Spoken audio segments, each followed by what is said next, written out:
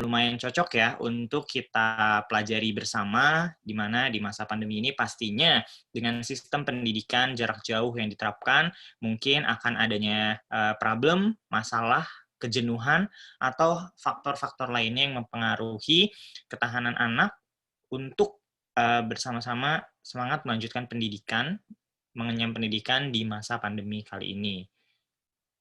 Seperti itu, dan kita masih tunggu teman-teman yang lainnya ya, teman-teman seperti itu. Dan di sini kita baca juga nih ya, ada dengan kita membawa hashtag belajar bareng Sadewa gitu. Jadi kita sama-sama belajar untuk sesi kali ini, di mana topik yang Sadewa bawakan itu juga pasti tidak jauh dari pendidikan. Dan saat ini kita bawa tentang pendidikan anak di masa pandemi. Yang seperti teman-teman tahu, kondisi pandemi ini sudah berlangsung lebih dari 1 tahun, dan di Indonesia juga udah 2 semester ya, hampir 2 semester di Indonesia menerapkan sistem pendidikan jarak jauh, di mana di awal menimbulkan pasti banyak pro dan kontra, problem, dan kemudian saat pelaksanaannya mungkin ditemukan masalah, kejenuhan, penyampaian materi, dan lain sebagainya, seperti itu. Dan nantinya pasti kita akan dapat banyak banget hal yang bisa kita tanyakan dari kedua pembicara kita, di mana dua-duanya ini memang relate ya, cukup berhubungan dengan dunia pendidikan anak, di mana Kak Putri ini merupakan kandidat psikolog, dia mengambil psikologi anak, dan Kak Dita juga merupakan kandidat psikolog, mengambil psikologi pendidikan. Wow, 2 orang dari psikologi membahas tentang topik psikologi pendidikan, terutama pendidikan anak ya di masa pandemi ini. Seperti itu, teman-teman. Selamat datang, terima kasih sudah hadir. Dan di sini berikut merupakan tata tertib yang perlu dipatuhi selama acara berlangsung ya, teman-teman.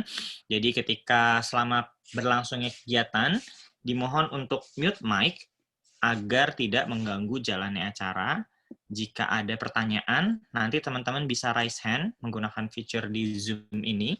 Dan silakan buka kamera Anda ketika sesi foto bersama ya. Jadi nanti di akhir kegiatan kita akan ada sesi foto bersama bareng pembicara dan panitia Sayap Dewantara juga pastinya.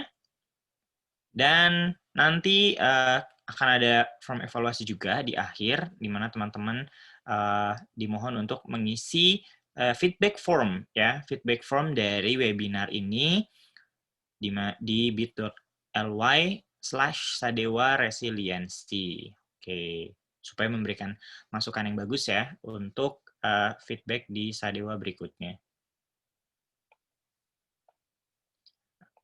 Acaranya dimulai jam 2 sampai dengan jam 3.30, kurang lebih 1,5 jam. Webinar ini akan berlangsung, teman-teman. Oke, kita langsung mulai aja, teman-teman. Pada kesempatan kali ini, oke, kita mulai untuk sesi kali ini. Bismillahirrahmanirrahim. Assalamualaikum warahmatullahi wabarakatuh. Selamat siang dan salam sejahtera untuk teman-teman semua. Perkenalkan, saya Sadewo selaku moderator pada kegiatan kali ini, Resiliensi Anak, Keterampilan Penting di Masa Pandemi, sebuah webinar persembahan dari Sayap Dewantara dan bounceback.id. Kita menggunakan tagar Belajar Bareng Sadewa yang merupakan salah satu program dari komunitas Sayap Dewantara Indonesia di tahun ini. Kemudian nanti di teman-teman ya seperti yang tadi sudah disebutkan di peraturan sebelumnya, kalau semoga teman-teman mendapatkan masukan dari kegiatan ini, semoga bermanfaat khususnya untuk kita para penggiat pendidikan, khususnya pendidikan di Indonesia, di mana seperti yang kita tahu pendidikan di Indonesia dan mungkin di seluruh dunia juga sedang menghadapi tantangan ya di masa pandemi ini gitu, supaya pendidikan tetap bisa berlangsung, dinamika pendidikan, proses belajar mengajar itu tetap bisa diserap oleh siswa dengan baik selama pandemi ini, dan semoga semua itu tantangan-tantangan tersebut menjadi suatu hal yang bisa memacu kita, memacu teman-teman, adik-adik kita untuk bisa semangat belajar lebih baik lagi. Harapannya untuk harapan yang lebih baik. Sekilas informasi, teman-teman, Sayap Dewantara merupakan organisasi legal dan profesional yang berfokus pada bidang pendidikan dengan memberdayakan alumni Gerakan UI Mengajar atau GUIM, dan di mana Sadewa ini memiliki fokus utama pada pendidikan, terutama untuk pendidikan pada anak-anak. Di mana teman-teman alumni UI ya pastinya tahu Gerakan UI Mengajar, gerakan peduli pendidikan di mana kita melakukan aksi kegiatan pendidikan setiap tahunnya, setiap angkatannya ke daerah-daerah yang memerlukan bantuan pendidikan, pengajaran, di mana teman-teman UI Mengajar ini langsung turun ke lokasi tersebut untuk terlibat dalam kegiatan belajar mengajar di tempat tersebut. Kemudian, di sini topik yang akan dibawakan, seperti yang sudah disebutkan, adalah resiliensi anak, keterampilan penting di masa pandemi, dimulai pada pukul 2 siang waktu Indonesia Barat sampai dengan 3.30 waktu Indonesia Barat, kurang lebih 1,5 jam, dengan pembicara kita, Ni Putu Putri Puspita Ningrum, Sarjana Psikologi, founder bounceback.id, kemudian Pradina Paramita, Sarjana Psikologi, kandidat psikolog Sekolah UI, Vice PO Gerakan UI Mengajar Angkatan 2, dan Ketua Sayap Dewantara Angkatan 1. Dan Kak Putri juga merupakan alumni Gerakan UI Mengajar Angkatan 5 dan 6, dan juga anggota Sayap Dewantara Angkatan ke-5. Seperti itu. Bahasan mengenai pentingnya resiliensi anak di masa pandemi ini tidak dapat dilepaskan dari data peningkatan angka orang yang terjangkit virus COVID-19. Secara langsung, hal tersebut berdampak pula pada sektor pendidikan, di mana masa pembelajaran dengan sistem daring atau online semakin lama dan belum ada kejelasan mengenai pembukaan sekolah untuk sistem pembelajaran tatap muka atau tatap langsung. Hal ini juga terlepas dari data bahwa data rentang usia sekolah menyumbang sebesar 8,87% dari total kasus nasional. Secara angka, usia anak sekolah menyumbang 59.776 kasus dari total kasus kumulatif, dikutip dari Kompas tahun 2021. Dan pada akhirnya, di masa pandemi dengan fase yang cukup panjang, seorang siswa memerlukan resiliensi atau ketahanan untuk menghindari dampak dari pembelajaran di rumah yang mungkin terjadi, yaitu peningkatan stres yang dialami oleh anak dan orang tua, serta juga guru, di mana hal yang terus dialami terus-menerus akan menimbulkan kebosanan atau mungkin tantangan atau faktor-faktor yang lainnya mungkin bisa mengganggu ketahanan atau mungkin berlangsungnya kegiatan pendidikan selama 1 semester atau lebih yang dihadapi oleh anak, orang tua, ataupun guru. Untuk dapat membentuk resiliensi pada siswa, dukungan dari guru dalam proses belajar maupun orang tua selama di rumah sangat diperlukan untuk menjaga kesehatan mental anak, sehingga sasaran dari pembelajaran dapat terlaksana seiring dengan kebiasaan baru dan dukungan orang-orang terdekat. Membentuk resiliensi anak dapat dikatakan seperti keterampilan yang memerlukan proses dan pembiasaan dari lingkungan sekelilingnya. Lalu, bagaimanakah peran dari orang tua dan guru dalam membangun resiliensi anak di masa pandemi? Dan untuk menjawab pertanyaan tersebut, sudah dihadirkan 2 pembicara kita yang akan dimulai oleh akan kami bagi menjadi 2 sesi, yaitu sesi pemaparan dari Kak Putri selaku founder bounceback.id, kemudian akan kita lanjutkan dengan sesi talk show dengan 2 pembicara kita, Kak Putri dan Kak Dita. Dan pembicara kita akan membagikan pengalaman serta ilmunya kepada kita dalam membangun resiliensi anak. Oke, pembicara pertama adalah Ni Putu Putri Puspita Ningrum, Sarjana Psikologi, atau kita panggil Kak Putri, yang merupakan founder dari bounceback.id, yaitu komunitas yang memiliki fokus isu kesehatan mental. Bounceback termasuk aktif di sosial media untuk membahas isu-isu kesehatan mental secara interaktif. Selain itu, saat ini beliau menjadi konsultan pendidikan di Ruang Guru dan tergabung dalam Research and Development di Arsa Kids. Kemudian pembicara kedua kita ada Kak Pradina Paramita, Sarjana Psikologi, atau yang akrab disapa Kak Dita, merupakan Ketua Sayap Dewantara pertama, ya. Ini adalah pelopor Sadewa nih ya. Kemudian pengalaman Kak Dita salah satunya sebagai guru anak berkebutuhan khusus di salah satu sekolah di daerah Bogor. Aktivitas Kak Dita saat ini adalah sebagai mahasiswa profesi psikologi pendidikan dan sebagai orang tua. Untuk itu, langsung saja kita mulai sesi pertama yang akan disampaikan oleh Kak Putri dari pemaparannya kurang lebih 20 menit akan disampaikan oleh Kak Putri. Halo Kak Putri, apa kabar nih? Dewo, baik. Wah, oke. Udah siap ya Kak Putri untuk present materi hari ini ya? Yes. Oke. Oke, tanpa menunggu lama lagi, supaya teman-teman juga bisa langsung menyimak materinya, untuk waktu dan tempat kepada Kak Putri, dipersilahkan. Thank you, Dewo. Aku boleh minta panitia? Oke, udah ya. Yes. Selamat siang menuju sore semuanya yang hadir. Terima kasih banyak juga atas kesempatannya bisa kerjasama bareng Sadewa. Lalu bisa ketemu sama teman-teman walaupun kita sedang berjarak di masa pandemi yang masih berlangsung ini. Dan siang ke sore ini kita akan membicarakan tentang resiliensi di masa pandemi, khususnya resiliensi anak yang jadi topik utama di webinar ini. Nah, seperti yang Dewo tadi sudah sampaikan, saya Putri. Di sini saya merupakan mahasiswa dari Magister Profesi Psikolog Klinis Anak di UI yang sedang menunggu wisuda, sama seperti Kak Dita yang nanti akan ngobrol bareng kita. Nah, pertama-tama nih, saya mau kenalan dulu sama semua yang hadir di sini. Walaupun berjarak, semoga kita bisa saling kenal. Mungkin bisa di next slide-nya. Nah, kita kenalannya itu dengan cara sedikit refleksi ya. Di 1 tahun, mendekati 1 tahun ke belakang, kira-kira perubahan apa sih yang dibawa oleh pandemi ini kepada teman-teman yang hadir di sini, ibu, bapak, ataupun teman-teman yang seumuran saya atau adik-adik, dan atau keluarga. Boleh nggak di-share di kolom chat? Perubahan apa sih yang terjadi ketika pandemi ini datang sampai sekarang nih? Kita akan mulai pembahasan dari si perubahan itu sendiri. Oke, terima kasih Kak Ninet sudah diulang di kolom chat. Teman-teman bisa tulis, boleh diceritain atau singkat aja. Misalnya sekolahnya jadi berubah, mungkin buat yang sekolah, atau komunikasi sama orang terdekatnya juga jadi berubah.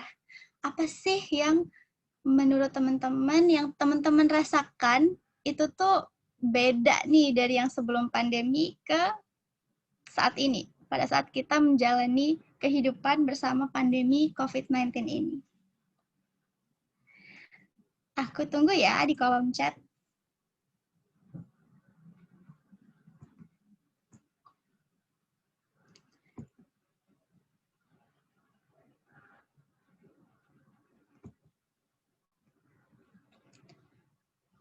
Oke, makasih Kak Ninet udah memulai. Kalau buat Ninet sendiri, yang dirasain adalah jadi lebih banyak di rumah, lebih banyak refleksi diri. Oke, aku juga merasakan itu. Dari Aini, oke, jadi lebih sadar untuk bagi tugas di rumah. Nah, karena aku anak kos nih, jadi agak nggak berasa, tapi mungkin teman-teman yang di rumah juga sepemahaman sama Aini tentang pentingnya bagi tugas nih di rumah. Lebih menghargai waktu bareng sama keluarga. Oke, thank you Kak Faya. Ini sendiri juga jadi hal yang apa ya, aku juga pengen banget bisa bukan rayain kemarin tahun baru ya, maksudnya memperingati pergantian tahun sama keluarga, tapi karena kondisi yang nggak memungkinkan, bersyukurlah buat teman-teman yang masih bisa bersama keluarga sampai saat ini. Ada Risma, lebih banyak aktivitas di rumah bareng keluarga, yes.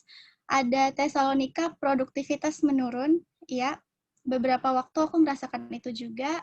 Ada Debbie, banyak punya waktu buat diri sendiri, terus ada juga yang bisa pelukan dari jauh ya. Tidak bisa pelukan sayang sama teman-teman atau kerabat jika ketemuan, iya sih. Bahkan ketemuan aja jadi susah. Oke, makasih banget semuanya udah bantu aku untuk refleksi perubahan apa sih yang kita sendiri alami selama pandemi ini berlangsung. Macam-macam, ada yang mungkin mengalami semuanya, ada yang sebagian, tapi di sini kita mau bicara dari sudut pandang anak-anak ya. Walaupun mungkin di sini nggak ada yang masih anak-anak atau masih ada, tapi it's okay. Kita mau lihat dari sudut pandang anak-anak. Apakah perubahan yang tadi kita udah share tuh juga dialami oleh anak-anak? Sebenarnya jawabannya tuh sama. Selama pandemi ini, semuanya itu mengalami perubahan. Topiknya aja yang beda. Ada yang perubahannya di area tadi, ngomongin produktivitas, mungkin ngomongin pendidikan sama karir gitu ya, itu menurun. Ada juga relasional gitu, sama ketemu orang nggak bisa pelukan. Nah, anak-anak juga gitu. Kok beda ya? Misalnya pertama-tama, kok orang tua jadi lebih sering di rumah ya, misal gitu. Atau kok aku nggak bisa pergi ke sekolah dan nggak bisa ketemu teman-teman lagi. Atau kok sekarang mau main ke taman aja mesti pakai masker. Pakai masker itu juga jadi hal yang baru buat anak-anak. Beberapa waktu misalnya kita ngelihat video-video mungkin yang beredar di mana anak-anak tuh juga susah loh dipakein masker karena itu bukan hal yang biasa buat mereka. Jadi sekecil-kecil itu pun perubahan itu punya dampak nih selama pandemi ini sendiri. Boleh next?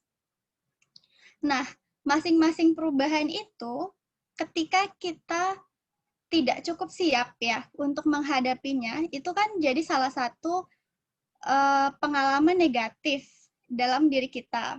Nah, kita juga harus lebih peka kepada diri sendiri dan kepada orang di sekitar, anak-anak maupun remaja dan teman-teman kita, bahwa ada beberapa reaksi, ini dicatat ya, reaksi umum. Jadi, ini tuh bukan hal yang salah ketika merasakan ini pada saat kita punya pengalaman yang negatif, yaitu takut. Di awal-awal pandemi pasti kita takut gitu kan ya, terus terkejut. Ada apa nih kok tiba-tiba semuanya berubah? Perasaan tidak berdaya, merasa nggak ada harapan, karena kok lama banget, udah hampir setahun kok nggak selesai-selesai. Terus ada juga yang beralihnya tuh ke masalah fisik, misalnya jadi susah tidur, atau kok rasanya badannya lebih berat gitu ya, nggak ringan dibawa ngapa-ngapain gitu. Perasaan cemas, marah, atau mungkin jadi cepat marah, terus perasaan bersalah, kehilangan kepercayaan diri, dan kehilangan kepercayaan kepada orang lain. Ini adalah reaksi umum ketika kita mengalami pengalaman yang negatif. Bukan cuma pandemi COVID-19 ya.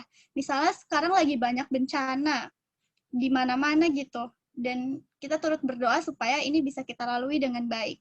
Pada saat bencana pun ketika ini terjadi, itu adalah hal yang wajar. Bahkan kalau tidak terjadi, malah kita pertanyakan gitu.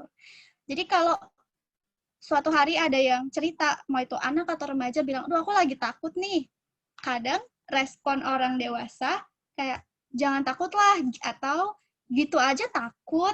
Nah, respon-respon seperti itu tuh sebenarnya tidak cukup membantu mereka untuk bisa paham yang dirasakan itu apa dan caranya menanggulangi perasaan itu gimana supaya nggak jadi hal yang negatif ke depannya. Jadi aku mau mulai dari sini karena tanpa kita bisa sadari atau tanpa kita bisa kontrol, munculnya emosi-emosi tertentu itu terjadi pada anak, remaja, dan orang dewasa ketika pandemi ini. Dan perasaan-perasaan ini yang nantinya bisa membawa ke yang tadi, misalnya jadi males ngapa-ngapain, atau jadinya pasrah aja lah, nggak usah melakukan apapun, misal kayak gitu. Dan kita nggak mau di sini. Untuk itu, sebenarnya kita mau bahas satu topik yang tadi udah disebutin, yaitu tentang resiliensi. Bahwa pandemi ini tuh nggak terhindarkan, eventnya nggak terhindarkan.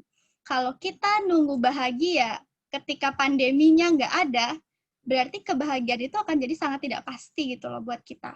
Nah, itu kenapa resiliensi itu jadi hal yang penting, karena, boleh next ke slide berikutnya. Karena resiliensi itu membuat seorang individu mampu menghadapi situasi yang merugikan atau tidak menyenangkan dengan hasil yang lebih baik. Jadi, resiliensi itu bukan berarti meniadakan semua hal yang nggak menyenangkan. Contohnya nih, dulu pandemi ada di Indonesia. Terus ada nih negara yang bersih sama pandemi. Terus kita pindah ke negara itu. Terus kena pandemi COVID lagi, pindah ke negara yang nggak ada. Bukan kayak gitu. Bukan menghindari atau menghapus masalahnya.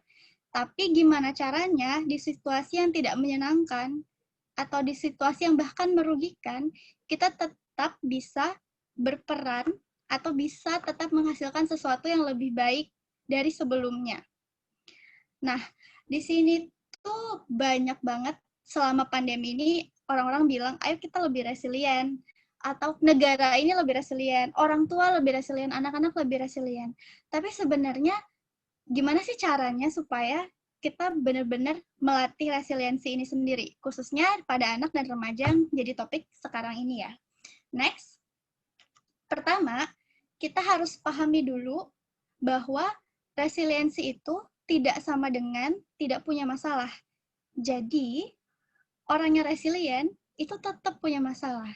Bedanya adalah ketika kita punya sumber daya si resiliensi ini, masalah itu lebih mudah untuk kita selesaikan. Kita tahu kita harus ngapain dan tahu caranya gimana. Nah, kalau masalah yang satu udah selesai, kita jadi lebih gampang untuk move on, nyelesain hal lainnya. Karena hidup ini tuh, mau dari anak sampai orang dewasa, itu selalu akan ada masalah di dalamnya. Selalu akan ada keluhan-keluhan tertentu di dalamnya. Yang tugasnya tuh kita selesaikan nih, bukan kita hindari. Jadi bukan berarti tiba-tiba, ayo nih kita bangun resiliensi, supaya kita nggak punya masalah. Bukan kayak gitu logikanya. Pertama, kita sadar dulu konsep resiliensi ini sendiri. Terus yang kedua, boleh next? Nah, resiliensi itu tergantung sama banyak hal. Sekarang kita coba saling berbagi pikiran dulu. Menurut kita nih, masing-masing boleh punya jawaban yang berbeda. Resiliensi anak di Indonesia itu selama pandemi kayak gimana sih? Udah bagus atau belum? Atau sebagian bagus atau sebagian belum? Dan ngeceknya dari mana? Semua orang itu pasti punya jawaban yang berbeda-beda dan bahkan ini tuh sangat dipengaruhi oleh banyak hal. Waktu itu mengerjakan penelitian tesis terkait resiliensi, hasilnya resiliensi waktu itu partisipannya remaja. Resiliensi remaja di Indonesia itu ada pada taraf rata-rata. Jadi cukup untuk bisa membuat dia bertahan selama pandemi. Selama pandemi COVID-19, karena konteks waktu itu kan lagi pandemi ini ya. Tapi untuk bisa benar-benar menghadapi dan mendapatkan hasil yang baik, itu seseorang butuh nilai di atas rata-rata. Jadi setiap masalah butuh kadar resiliensi yang berbeda nih. Misalnya orang-orang di Jakarta yang dulu pernah jadi zona merah gitu ya, mungkin resiliensi yang dibutuhkan lebih tinggi dibandingkan orang-orang misalnya di daerah timur yang penularan COVID-nya tuh lebih rendah gitu. Jadi kalau ditanya gimana sih resiliensi anak di Indonesia, itu akan beda-beda sesuai kondisi daerahnya, sesuai sama apa yang harus dia hadapi di sana. Next. Dan satu hal yang penting buat diingat juga dalam resiliensi ini adalah resiliensi itu butuh latihan. Gagal, bencana, pandemi ini termasuk bencana ya, ataupun hal lainnya yang tidak menyenangkan, itu adalah bagian dari latihan mengembangkan resiliensi itu sendiri. Artinya, ada hal loh yang bisa kita syukuri dari ini, yaitu kita itu bisa berlatih untuk tahan dengan situasi yang terbatas. Mungkin kalau kita nggak punya kesempatan untuk melewati pandemi ini, kita juga nggak kepikiran, nggak kemana-mana sekian bulan gitu. Mungkin sebelum ini kita ngerasa kita nggak mampu. Tapi setelah menjalani pandemi sekian bulan, kita jadi ngerasa, oke, ternyata bisa juga ya, kayak gitu. Nah, untuk anak dan remaja sendiri, resiliensi itu dipengaruhi oleh banyak banget hal. Yang paling terdekat tuh lingkaran paling dekat itu adalah keluarga pastinya. Jadi biasanya nih kalau orang tuanya resilient, kalau orang tuanya tangguh, punya ketahanan yang baik, itu anak-anaknya juga bisa punya ketahanan yang baik juga. Jadi saling berlatih satu sama lain. Artinya di sini, kalau resiliensi anak bergantung sama resiliensi orang dewasa, cara pertama untuk memastikan anak-anak itu resilient adalah memastikan orang dewasa di sekitarnya juga resilient. Kita bisa cek diri kita sendiri, apakah kita cukup tangguh ya. Ntar kita lihat ciri-ciri ketangguhan itu seperti apa. Next.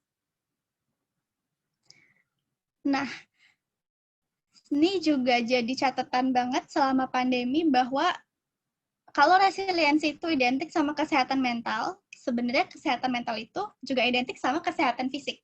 Jadi langkah pertama di kala pandemi ataupun bencana dan lainnya untuk jadi resilient adalah jaga kesehatan fisik dulu. Tanpa fisik yang sehat, kesehatan mental itu juga tidak bisa diraih, atau sebaliknya. Yang paling gimana ya, lebih mudah dilihat untuk sehat itu sebenarnya fisik ya. Jadi kalau kita punya, selain diri sendiri, kita punya anak, kita punya adik, atau kita punya saudara gitu ya, yang masih usia anak sama remaja, kita mau memupuk resiliensi mereka, mulai dari kesehatan fisiknya dulu. Kita kalau di pandemi punya 3M yang sudah sering banget diulang-ulang ya, masker, jaga jarak, cuci tangan. Ini aku tambahin yang ABC. Jadi pastikan asupannya itu bergizi, makanan, minuman, kalau butuh vitamin tambahan. Terus yang kedua, bergerak. Kita memang nggak boleh banyak keluar, tapi itu tidak sama dengan tidak bergerak. Bergerak ini tuh jadi penting banget untuk kesehatan fisik kita dan juga kesehatan mental kita. Orang-orang dengan depresi itu punya PR untuk menggerakkan tubuhnya dulu untuk bisa merasa lebih baik. Selama tubuhnya belum bergerak, biasanya mood-nya itu akan turun. Jadi ketahanannya pun juga akan turun. Jadi upayakan kita bergerak. Terus yang ketiga adalah C-nya cukup istirahat. Jadi ini pesan atau langkah pertama untuk memupuk resiliensi. Next. Nah, sekarang yang lebih agak ke kondisi di dalam diri atau kita bilangnya soft skill ya. Itu ada 3. Yang pertama, boleh di next lagi, itu adalah sense of mastery, kita bilangnya. Jadi, sense of mastery itu adalah kemampuan seseorang untuk bisa memahami kekuatan dirinya. Terus bisa next. Di yang kedua, itu ada sense of relatedness. Nah, sense of relatedness ini adalah gimana kita bisa menyadari bahwa seseorang itu ada loh buat kita. Kita nggak sendirian loh menghadapi ini. Orang yang resilient bukan berarti dia bisa apa-apa sendiri. Itu baik anak maupun remaja tuh berlaku hal yang sama. Jadi bukan berarti dia superhero gitu yang bisa ngelakuin semuanya sendiri. Dan yang ketiga itu adalah emotional reactivity. Nah, sense of mastery ini berkaitan sama pikiran, optimisme. Apa yang gue bisa, kesempatan mana yang bisa diambil. Pikiran ya. Sense of relatedness ini sosial, interaksi dengan orang lain. Terus, emotional reactivity ini tentang gimana mengelola emosi. 3 hal ini yang akan menjadi modal seseorang itu jadi resilient. Mau anak, remaja, ataupun kita sebagai orang dewasa. Kalau di sini khususnya untuk anak dan remaja ya. Nah, coba cek nih, diri kita sendiri ataupun anak dan remaja di sekitar kita. Kira-kira 3 hal ini tuh udah cukup belum ya dimiliki? Dan ini bukan cuma dalam konteks pandemi ya, maksudnya nanti kita pupuk selama pandemi nih, abis itu kalau udah selesai pandemi, ya udah nggak usah lagi. Bukan kayak gitu. Tapi ini prosesnya cukup panjang untuk dilalui. Dan kalau titik awal pas pandemi mau dilatih, nggak apa-apa banget. Makin dini tuh makin bagus. Caranya gimana? Next. Ini sebenarnya adalah bagian dari penelitian saya waktu tesis, gimana cara ngembangin resiliensi dari 3 hal ini, dan ini bisa dilatih. Makin sering dilatih itu makin baik. Sense of mastery ini bisa dilatih lewat 3 kegiatan. Pilihannya banyak banget, ini 3 kegiatan diantaranya. Boleh diklik lagi untuk tahu 3 kegiatannya. Yang pertama itu adalah aku bisa. Ini kita langsung agak praktikal ya, ke yang bisa diterapin ke anak. Jadi, selain melihat keterbatasan dari sesuatu, kita coba belajar apa kesempatan yang ada. Misalnya, oke, sekolah online itu lama dan susah dilaluin. Tapi kita punya apa sih untuk bisa melalui itu? Coba di list. Oke, kita punya laptop, kita punya handphone, kita punya kuota. Hal-hal yang kecil-kecil itu, potensi-potensi itu diajak buat dicari. Supaya kita selalu punya alasan untuk merasa bisa, bukan kebalikannya. Lalu langkah kedua adalah next langkah kecil. Ketika mau meraih sesuatu hal yang besar, kita biasain untuk pecah-pecah dan jadi hal yang kecil. Contohnya ini biasanya kegiatan-kegiatan kayak nanam pohon dari bibit, ngerawat hewan peliharaan dari kecil, itu merupakan step by step untuk melatih diri langkah kecil itu seperti apa.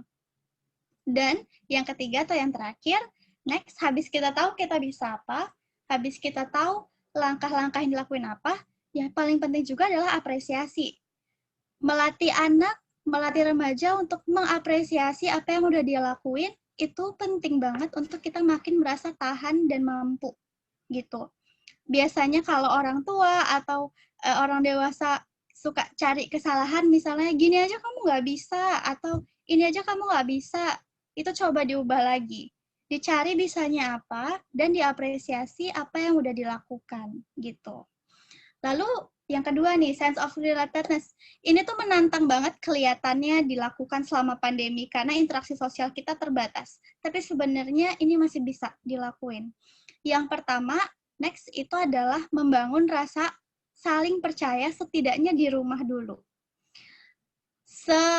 Selonggar-longgarnya hubungan orang tua dan anak, biasanya anak itu akan melihat bagaimana orang tuanya bereaksi terhadap sesuatu. Kalau orang tuanya tidak bisa memunculkan rasa percaya bahwa oke, saya aman di rumah ini, anak pun juga akan ngerasain hal yang sama.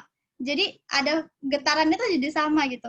Kalau orang tuanya panik, anaknya tuh juga panik. Jadi memupuk rasa percaya satu sama lain bahwa oke, kita bisa menghadapi ini karena kita punya apa seperti yang tadi kita udah lihat di langkah pertama, itu jadi hal yang penting banget. Rasa percaya ini tuh dipupuk di 3 tahun pertama. Kenapa 3 tahun pertama itu relasi ibu dan anak tuh jadi modal banget sampai anak itu dewasa. Tapi kalaupun 3 tahun pertama itu tidak berjalan dengan baik, namanya aja hidup ya, itu tetap bisa terus dipupuk dengan kegiatan bersama-sama. Buat orang tua yang sulit untuk secara verbal ngungkapin rasa sayang, lakukan itu secara sentuhan. Misalnya ditepok, dipuk-puk gitu ya, atau dipegang tangannya, atau dipeluk. Itu nggak butuh banyak kata-kata, tapi aliran rasa percayanya itu dapat. Gitu, itu penting. Lebih banyak memeluk orang-orang terdekat ya, bukan yang baru. Lebih banyak untuk berkomunikasi, untuk memupuk rasa percaya, itu jadi hal yang penting. Yang kedua, dari sense of relatedness ini, boleh next, masih sama-sama yaitu dukungan. Sekecil kita bilang bahwa semangat ya belajar online-nya hari ini, atau kamu bisa kok lakuin ini. Itu tuh jadi hal yang penting banget selama masa pandemi ini, termasuk ke teman-teman, termasuk ke orang dewasa sekitarnya juga. Kita sering merasa bahwa anak itu miniatur orang dewasa, jadi apapun yang orang dewasa lakukan dan bisa lakukan, anak tuh juga bisa. Padahal ini tuh proses yang berbeda loh. Ketika dia anak dan dia tidak bisa, tugas orang dewasa adalah membantu dia untuk bisa. Bukan malah bilang, gitu aja kamu nggak bisa, misal gitu. Jadi, step by step-nya diajarin, terus dikasih hal-hal yang mendukung. Ada di samping dia belajar, itu juga hal-hal yang mendukung sebenarnya. Dukungan ini tuh juga beda-beda tergantung tentang usia. Nanti kita akan bahas kalau ada sesi tanya-jawab ya. Maksudnya ketika anaknya masih kecil gimana, ketika udah remaja gimana, itu juga akan beda-beda. Lalu yang ketiga, yang penting juga di masa pandemi ini adalah berlatih berempati. Ada riset yang bilang kalau misalnya anak itu empatinya nggak tinggi, kecenderungan dia untuk melanggar protokol kesehatan itu tinggi banget. Jadi empati ini tuh dilatih dari kecil banget untuk tahu, oke, dokter di seberang sana lagi capek loh nanganin COVID.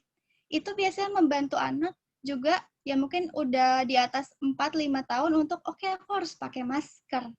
Gitu. Jadi empati ini sendiri juga begitu penting fungsinya untuk kita punya ketahanan diri patuh protokol, jadi kita terlindung dari COVID. Bukan cuma tentang relasional. Nah, yang terakhir, ini emotional reactivity. Itu yang pertama, langkahnya itu adalah rasakan dulu. Jadi yang tadi di depan banget, aku udah coba share apa sih rasanya ketika mengalami peristiwa negatif. Jangan ditolak perasaan itu, emosi-emosi itu. Takut, marah, sedih, itu rasain dulu. Buat orang tua ke anak itu juga sangat butuh banget bantuan anak itu untuk merasakan dulu. Beri dia ruang untuk merasakan apa itu yang jadi emosi saat itu singgah di dia. Kalau misalnya bosen, belajar online itu bosen, itu kan emosi. Oke, let dia, izinkan dia untuk merasakan bosan itu sendiri seperti apa. Karena emosi itu sifatnya sebenarnya sementara kalau kita terima.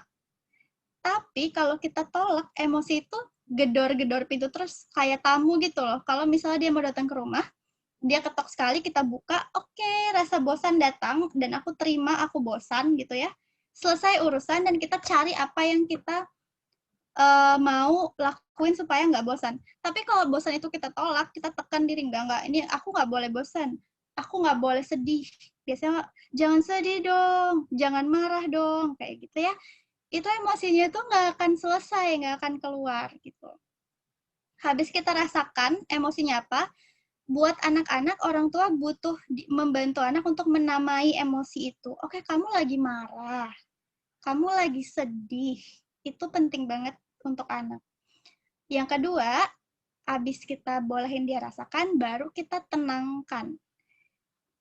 Kita nggak akan bisa tahu harus apain emosi itu kalau kita nggak tahu itu emosinya apa namanya. Atau sebenarnya kita rasain apa sih?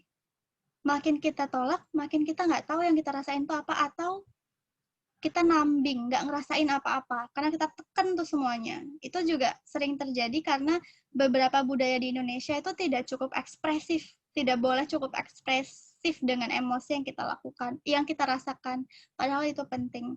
Tenangkan ini tuh beda-beda.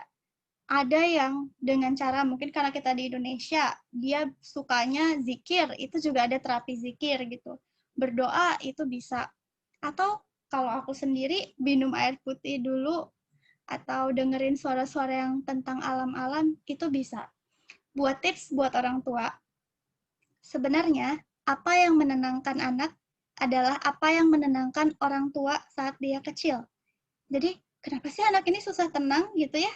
Coba refleksi lagi, flashback lagi. Dulu waktu orang tua ibu atau bapak itu suka nangis atau suka marah-marah, yang bisa nenangin itu apa? Biasanya sama. Yang disukai anak sama yang disukai orang tua sejak kecil itu biasanya sama. Kalau orang tuanya bisa terima, kalau ada yang sama nih, biasanya kan kalau anak lagi nangis suka, ini tuh anaknya siapa sih, ngikutin bapaknya apa ngikutin ibunya sih gitu. Padahal sebenarnya itu jadi modal buat kita tahu yang bisa nenangin dia tuh apa. Habis kita tenang, baru kita bisa berpikir, itu langkah terakhir. Baru kita cari tahu hambatannya apa. Nah, boleh next. Hambatan ini tuh sering banget ditanya di awal. Kamu kenapa sih nangis? Gitu. Itu kan cari tahu alasan kenapa dia sedih gitu ya. Itu nanti dulu. Temenin dulu anaknya atau remaja itu sedih dulu. Oke, mama di sini mau nemenin kamu dulu nangis sampai kamu tenang. Habis tenang baru dibahas. Tadi tuh yang bikin sedih tuh apa? Karena jawaban pada saat emosinya meluap-luap sama jawaban pada saat dia tenang itu akan berbeda. Otak kita nih baru bisa mampu berpikir kalau kita tenang gitu. Jadi ini beberapa langkah-langkah kecil yang dikecil-kecilin lagi untuk bisa melatih resiliensi itu. Gimana caranya kita bisa tahan? Pertama, kita mampu untuk tahu apa yang kita bisa. Kedua, kita bisa menjalin relasi yang baik dengan sekitar. Dan yang ketiga, kita bisa untuk mengelola emosi. Kita akan lanjutin di sesi tanya jawab ya. Terima kasih untuk sesi ini. Baik, terima kasih untuk Kak Putri untuk sesi pemaparannya ya. Wah, jujur ini thoughtful banget buat aku personal ya gitu, karena secara dari segi psikologi nih aku dapat banget ilmunya tentang tadi ya beberapa sense yang dari pendekatan Kak Putri itu ternyata juga topik tesis juga ya Kak ya. Bener banget. Jadi emang udah praktis langsung ke dunia anak seperti itu. Itu dia tadi sesi presentasi dari Kak Putri. Luar biasa banget ya teman-teman di sesi ini. Dan nanti Kak Putri akan balik lagi bareng kita di sesi talk show. Dan di mana memasuki sesi talk show ini kami undang dua pembicara kita, Kak Dita dan Kak Putri, untuk kita discuss nih bareng-bareng tentang topik resiliensi anak ini gitu kan. Tadi kita udah dengar dari sesinya Kak Putri nih ya melalui presentasi. Sekarang kita mau dengar nih gitu dari pandangan Kak Dita selaku orang tua dan guru gitu ya. Gitu. Aku mau tanya-tanya nih Kak, mulai dari Kak Dita gitu ya. Boleh diceritain nih Kak Dita dari pengalaman mungkin selama pandemi di tempat Kak Dita ngajar itu jadi seperti apa sih gitu. Baru nanti menurut Kak Dita, pandangan Kak Dita tentang resiliensi anak itu seperti apa? Seperti itu Kak. Oke, terima kasih. Selamat siang menuju sore semuanya. Senang sekali bisa ketemu sama teman-teman Sadewa lagi, teman-teman GUIM dan Bapak Ibu atau kakak-kakak dan adik-adik sekalian. Jadi mungkin tadi pertanyaannya seperti apa sih kondisi pandemi di tempat saya ngajar gitu ya? Betul Kak. Oke. Jadi sesungguhnya ketika masuk kuliah itu saya udah nggak ngajar sebenarnya, jadi udah resign gitu. Jadi mungkin saya bisa sedikit banyak sharing terkait dengan pengalaman saya jadi orang tua kali ya. Kalau di tempat ngajar kan mungkin udah nggak terlalu in touch juga sama tempat ngajar. Jadi mungkin pengalaman gimana sih menghadapi pandemi ketika punya orang tua, jadi orang tua yang punya anak di usia dini gitu. Nah, mungkin melanjutkan dari yang tadi Putri sudah jelaskan bahwa resiliensi ini adalah keterampilan yang perlu kita kembangkan, perlu kita bangun sepanjang waktu karena setiap tahun itu memerlukan kadar resiliensi yang beda-beda gitu. Nah, saya merasakan banget ketika jadi orang tua yang punya anak usia dini bahwa resiliensi itu sangat penting kita bangun itu sedini mungkin. Jadi ketika anak-anak sudah mulai bisa menangkap respon kita, ketika kita sudah bisa mulai berinteraksi dengan anak, itu adalah tahapan anak belajar bagaimana dia bisa membangun ketahanannya, seperti itu. Jadi mungkin dari hal-hal yang kecil, dari bagaimana kita berespon ketika anak punya masalah, misalnya kayak mungkin ada anak yang, aduh susah nih buka ciki, terus kita langsung sini-sini sama ibu aja, bukain gitu kan. Padahal sebenarnya itu adalah kesempatan untuk anak bisa belajar, untuk anak bisa paham bahwa aku punya masalah. Kemudian anak berpikir, masalahku apa? Nah, ketika kita kasih kesempatan, kamu kesulitan ya buka cikinya.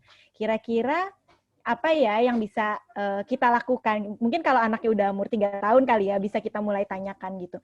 Apa ya yang kira-kira bisa dilakukan? Mungkin sama ibu aja, coba kalau sama kamu di sini lihat, kita punya, maaf ada background, ada back sound. Kalau kamu di sini lihat ada apa ya yang bisa kita pakai buat buka cikinya, misalnya gitu. Walaupun misalnya dia nggak kuat pakai tangan, bisa kita arahkan gitu, bisa kita bimbing. Kamu di sini lihat ada apa ya yang bisa kita pakai buat buka cikinya. Misalnya dia bilang bisa pakai pensil, oke coba pakai pensil bisa gitu. Misalnya nggak bisa, kita bisa arahkan lagi. Kira-kira kalau pakai yang gunting bisa nggak ya gitu. Jadi dari pola komunikasi sehari-hari, masalah sehari-hari, kita bisa arahkan anak untuk melatih resiliensi. Nah, terus mungkin yang kedua, karena anak usia dini itu belajarnya melalui bermain, kita bisa ajarkan anak juga melalui permainan-permainan gitu. Nah, permainan ini sebenarnya sesuatu yang sangat penting untuk anak, karena melalui permainan itu anak belajar sangat banyak hal. Yang utamanya juga mungkin bisa di resiliensi ini gitu. Jadi, dan permainan adalah kesempatan untuk kita bisa memberikan anak tantangan dengan cara yang menyenangkan, cara yang aman juga gitu. Jadi misalnya apa ya, puzzle. Biasanya puzzle itu kan pasti ada tantangannya gitu kan. Nah, ketika anak tahu bahwa aku kesulitan, kira-kira apa yang aku bisa lakukan gitu. Nah, itu anak belajar juga dari situ. Nah, kemudian tadi juga melanjutkan bahwa resiliensi itu bukan berarti dia sendirian kan. Bahwa anak tahu di mana dia bisa mencari bantuan, di mana dia bisa mencari dukungan. Itu juga salah satu yang perlu kita ajarkan, bahwa ketika kamu punya masalah, minta bantuan itu adalah salah satu solusi loh yang bisa kamu lakukan. Dan itu juga bisa kita berikan melalui main bareng-bareng gitu, bahwa kita di sini main bareng-bareng, kalau kamu kesulitan aku bisa bantuin, kalau aku kesulitan kamu bisa bantuin aku. Jadi lewat kerjasama juga seperti itu. Dan utamanya adalah ketika aku punya anak gitu ya, tadi Putri juga udah bilang anak perlu percaya, dan mungkin yang bisa dilakukan oleh orang tua dan guru menanamkan kepercayaan itu adalah terus ada untuk anak. Ketika anak merasa ada seseorang yang selalu menerima dia, unconditional love gitu istilahnya, anak jadi merasa secure merasa aman secara emosi. Dan ketika dia sudah merasa aman secara emosi, anak akan lebih ajak gitu. Jadi ketika menghadapi masalah, oke, aku punya masalah tapi aku juga punya seseorang loh yang bisa aku mintain bantuan, aku ngerasa aman loh, seperti itu sih. Kalau pengalamanku ketika jadi orang tua, dan itu sangat penting untuk kita tanamkan sedari dini, karena sepanjang waktu, seiring berjalannya waktu, tantangan makin besar kalau kita tidak ajarkan anak dari kecil gitu untuk punya resiliensi yang baik, bagaimana dia menerima masalahnya, kemudian dia berpikir untuk menyelesaikan masalahnya, itu kemungkinan akan cukup sulit untuk di kemudian punya resiliensi yang sangat baik ke depan-depannya. Seperti itu, Dewo. Kemudian tadi pertanyaan kedua apa ya? Udah cukup terjawab sih Kak tadi, Okay. pandangan terhadap resiliensi itu sendiri. Oke, berarti sebagai orang tua nih ya, Kak Dita ya gitu. Kan yang aku tangkap nih, waktu dulu aku SMA ingat banget gitu ya, pelajaran sosiologi aku tuh belajar kok anak masih usia dini gitu kan, fase mereka yang sedang dilalui adalah play stage or game stage. Jadi fase ketika mereka bermain atau mereka ya melihat apa yang mereka lihat itu adalah sebuah yang bisa mereka mainkan gitu kan. Nah, menurut Kak Dita atau mungkin juga dari Kak Putri nih gitu kan yang sudah menemukan kasus-kasus seperti itu gitu secara langsung gitu kan. Kira-kira apa sih gitu kan kendalanya gitu untuk memasukkan gitu konten-konten yang bisa mengeduket anak-anak di masa pandemi ini di saat mereka masih yang mereka tahu tuh aku I just wanna play gitu, I just wanna play kayak gitu. Seperti itu. Gimana? Mungkin dari Kak Putri dulu baru ke Kak Dita. Ya, silakan. Oke. Sebenarnya fase bermain itu sendiri tuh nggak terbatas pada anak-anak ya. Maksudnya itu tetap berlangsung kok, bahkan sampai kita dewasa. Tapi jenis permainannya yang berbeda. Nah, sebenarnya itu ada lagi tuh pembagiannya setiap usia jenis permainannya itu apa. Tapi permainan ini sendiri bukan media. Permainan ini tuh adalah sebuah media untuk kita mengajak anak belajar. Jadi mungkin Kak Dita lebih paham tentang pedagogi ya. Jadi kalau misalnya pendidikan ke anak, itu caranya beda nih sama pendidikan ke orang dewasa. Nah, permainan ini adalah salah satu media yang bisa kita gunakan untuk menyelipkan pelajaran atau pesan-pesan tertentu ke anak. Jadi, yang kita pilih adalah kegiatan di dalamnya. Nah, biasanya nih permainan-permainan ini tuh memang bentuknya itu lebih karena anak-anak tuh lebih tidak secara langsung. Misalnya, nanti kalau virus itu bentuknya kayak gini ya, misalnya benar-benar virusnya langsung, atau nanti kalau terjangkit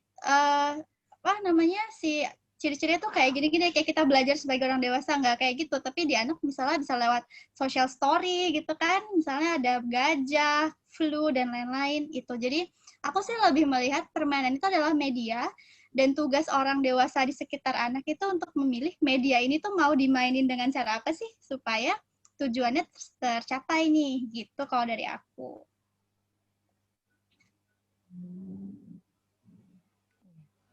Oke, baik. Kalau dari Kak Dita, gimana? Silakan Kak.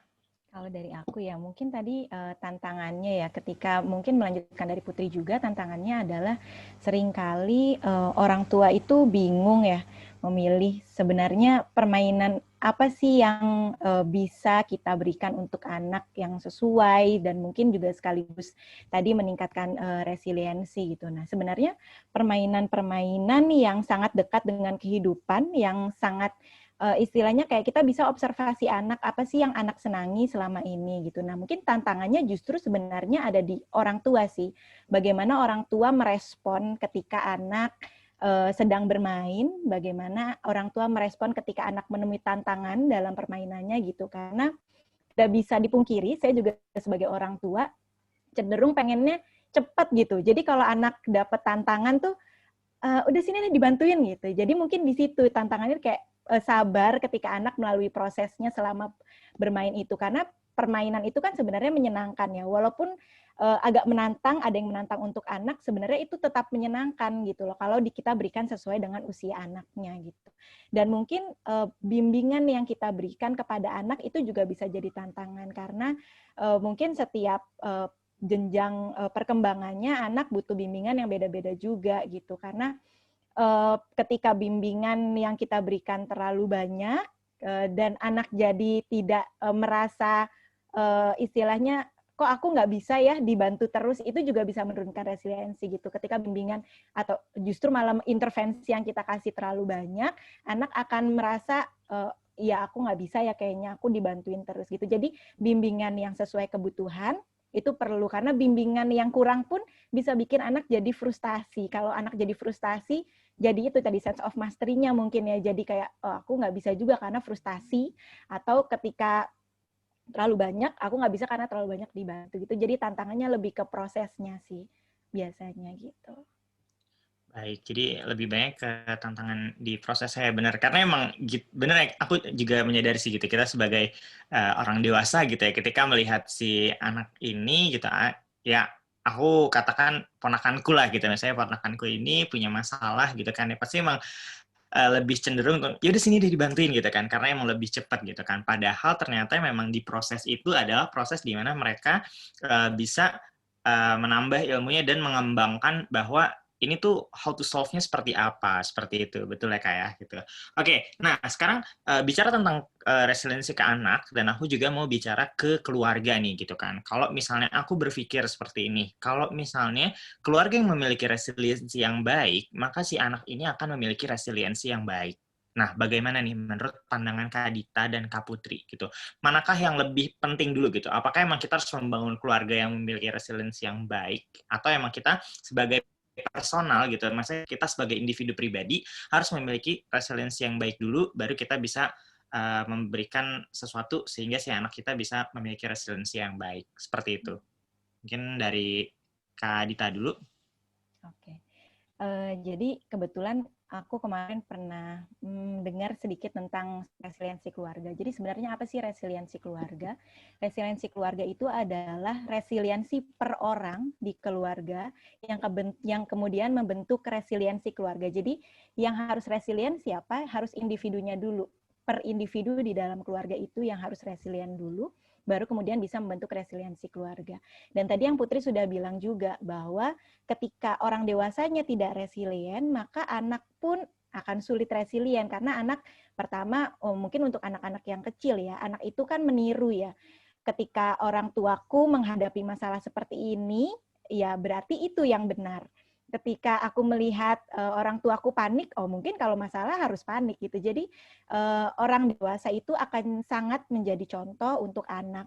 Baik orang dewasa di rumah, orang tua, atau orang dewasa di sekolah, guru. Jadi mungkin kalau lingkungan di sekolah gitu, di kelas, guru juga bisa mencerminkan bagaimana sih cara kita menghadapi masalah gitu. Jadi memang resiliensi per orang itu sangat penting untuk bisa membentuk resiliensi keluarga, terutama resiliensi dari orang tua itu sendiri. Oke, siap. Kalau dari Kak Putri? Oke, resiliensi keluarga ini sebenarnya satu term sendiri yang cukup unik. Kalau misalnya resiliensi individu itu di mana kita resilient dengan peran kita. Peran kita kan banyak ya, Dewo ya. Misalnya aku berperan sebagai mahasiswa, aku berperan jadi temannya Dewo dan Kak Dita, aku berperan jadi sahabatnya siapa, dan aku berperan sebagai anak. Nanti kalau Dewo sudah menikah, Dewo berperan sebagai pekerja di mana, terus temannya Putri, terus sebagai ayah. Nah, resiliensi keluarga sendiri itu adalah bagaimana tiap anggota keluarga ini resilient dengan perannya di dalam keluarga. Jadi, walaupun Dewo sangat resilient di dalam kantor, kalau misalnya di dalam keluarga peran ayah tuh nanti nggak dijalankan, itu akan mengurangi resiliensi keluarga gitu. Jadi resiliensi keluarga tuh kayak memang betul akumulasi, tapi akumulasi dari bagaimana dia berperan tergantung dia role-nya apa dalam keluarga itu. Artinya gini, kalaupun suatu waktu resiliensi aku tuh tinggi, ketika di total gitu ya, aku di kampus, aku bekerja, dan lain-lain, tapi aku tidak punya resiliensi yang sebagai anak, itu juga akan mengurangi resiliensi keluarga. Gitu. Jadi itu satu kesatuan sendiri itu. Benar banget kata Kak Dita, bahwa resiliensi dari keluarga itu sangat mempengaruhi bagaimana resiliensi anak, terutama yang masih kecil gitu ya. Atau kita spesifikin lagi deh, keluarga kan mungkin ada orang-orang lain ya di dalam. Resiliensi orang tua itu sangat berpengaruh terhadap resiliensi anaknya sendiri. Tapi jadi catatan bahwa manusia itu hidupnya banyak faktor yang mempengaruhi. Tidak semua anak dengan orang tua yang mungkin tidak resilient atau punya masalah tertentu tidak bisa resilient. Itu bukan seperti itu. Tapi kalau misalnya orang tuanya resilient, kemungkinan anaknya resilient itu jauh lebih tinggi. Nah, ke resiliensi orang tua kan relasional lagi ya, Dewa ya. Misalnya orang tua tuh ibu dan ayah plus hubungan di antara mereka. Jadi kalau bilang gimana sih caranya supaya anak ini tuh bisa benar-benar resilient sejak dini gitu. Pertama, ibunya harus resilient, ayahnya resilient, dan hubungan di antara mereka itu juga resilient. Jadi relasinya itu juga punya ketahanan. Yang satu misalnya, biasanya tuh terjadi yang satu pengen, enggak lah anak kita tuh harus jadi orang yang explore gitu. Yang satu anak kita harus jadi orang yang suka baca. Tapi nggak ketemu kesepakatannya di antara keduanya, terus anak biasanya jadi bingung, ya aku harus ikut jalan yang mana nih? Nah itu juga jadi awal di mana anak itu bingung cari role modelnya apa, dan bingung juga tentang identitas dirinya. Balik lagi akhirnya nanti sense of mastery-nya tuh akan turun gitu. Itu dari aku. Oke. Baik. Nah, aku dari terakhir statement Putri ini ini nih, ini cukup menarik ya. Ketika tadi Kak Putri bicara kalau misalnya tadi si ayahnya mau anaknya jadi ini, tapi ibunya mau jadi ini. Terus ketika anaknya nggak ketemu nih gitu kan, terus jadi si anaknya itu menjadi bingung kayak gitu kan. Nah, sebenarnya ini kan juga menjadi salah satu problem yang menurutku juga ini cukup umum ya di Indonesia gitu kan. Dan topik resiliensi ini kan juga sebenarnya juga terms kita menggunakan resiliensi ini kan juga bukan sesuatu hal yang baru gitu ya untuk kita pelajari gitu kan. Apalagi mungkin dengan adanya pandemi ini ya mungkin ini jadi lebih terkenal lagi gitu kan kata resiliensi ini gitu kan. Nah, menurut Kak Dita dan Kak Putri nih gitu kan, kira-kira kendala apa sih gitu? Apa sih kendalanya gitu terkait permasalahan resiliensi anak khususnya di Indonesia gitu loh. Entah di kota besar atau maupun di daerah-daerah gitu. Silakan, Kak Putri. Oh, oke, aku duluan ya. Permasalahan yang pertama adalah mungkin kondisi atau soft skill, atau kita lihat lagi ke kesehatan mental. Kan resiliensi itu biasanya bagian dari kesehatan mental ya, kita bilangnya. Itu belum cukup jadi hal penting buat kita di Indonesia. Jadi kita masih berpaku pada misalnya pendidikan formal. Di dalam pendidikan formal pun masih berpaku pada misalnya nilai-nilai dalam artian skor gitu ya. Dan itu biasanya mungkin mempengaruhi orang tua mengaku. Itu kayak lingkaran yang nggak berhenti gitu. Kenapa orang tua menuntut akademik? Karena masa depan anak di Indonesia tergantung nilai akademik aja, terus kayak bolak-balik gitu.